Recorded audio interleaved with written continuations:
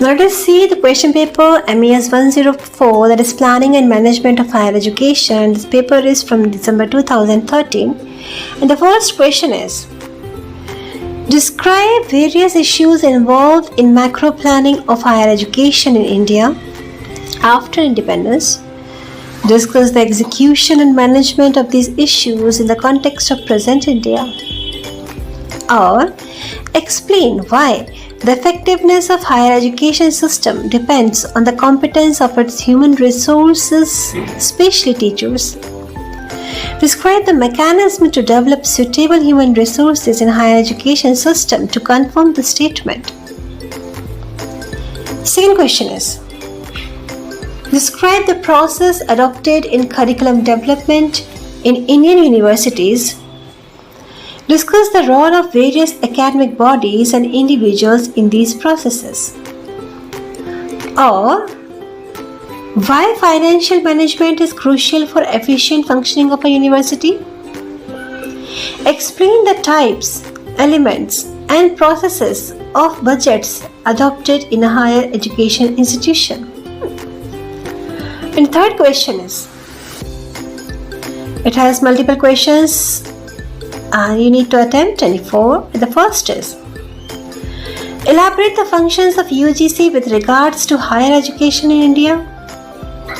Second, what do you understand by thrust areas of development planning?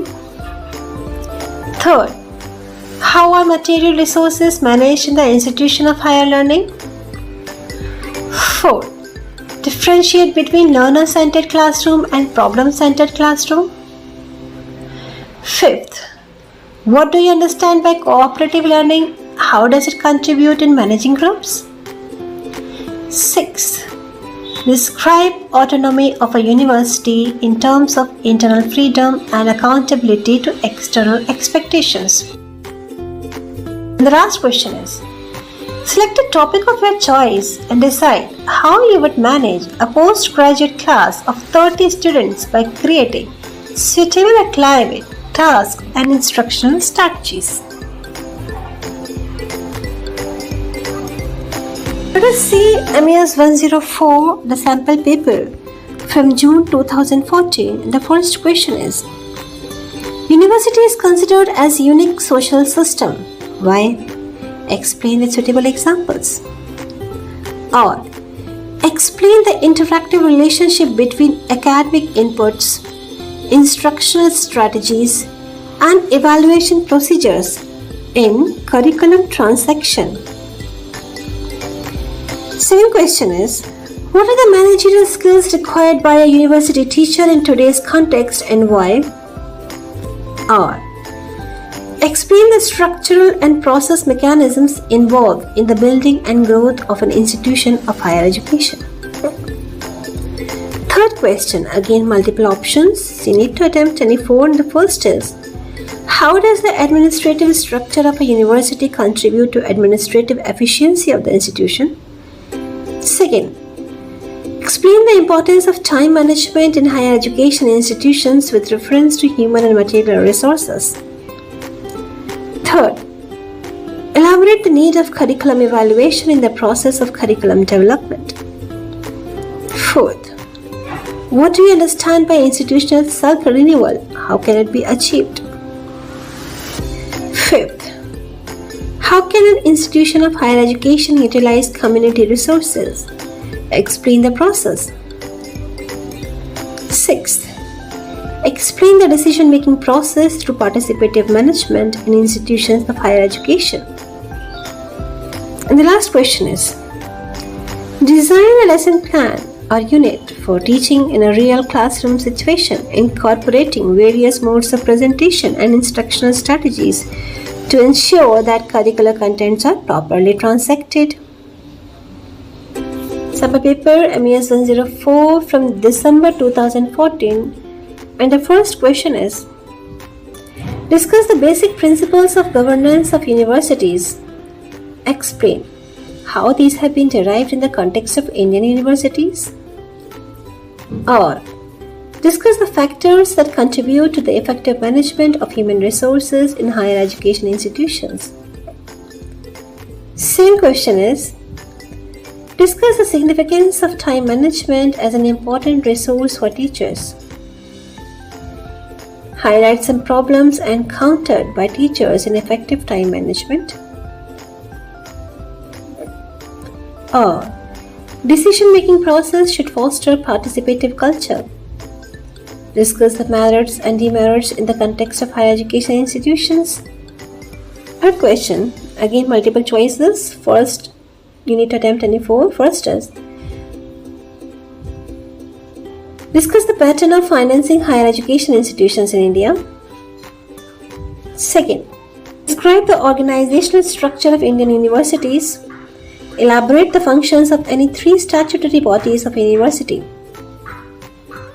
Third, briefly describe the process of budget preparation in the context of university finance.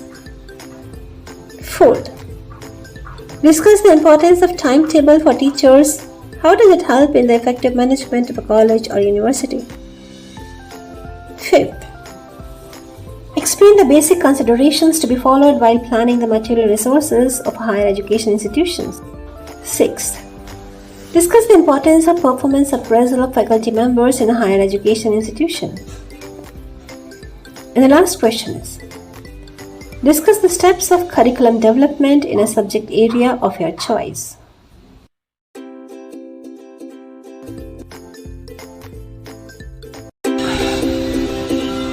Now let us see the sample paper of MES 104 from June 2015, and the first question is, explain the concept of university autonomy in the context of quality maintenance. What are the operational implications for internal and external autonomy of a university? Or, describe the functions of management of higher education institutions and explain their impact on the process of institution building. Second, effective communication is an important managerial skill for teachers. Discuss the statement highlighting the role of a teacher as an effective communicator and the barriers to effective communication.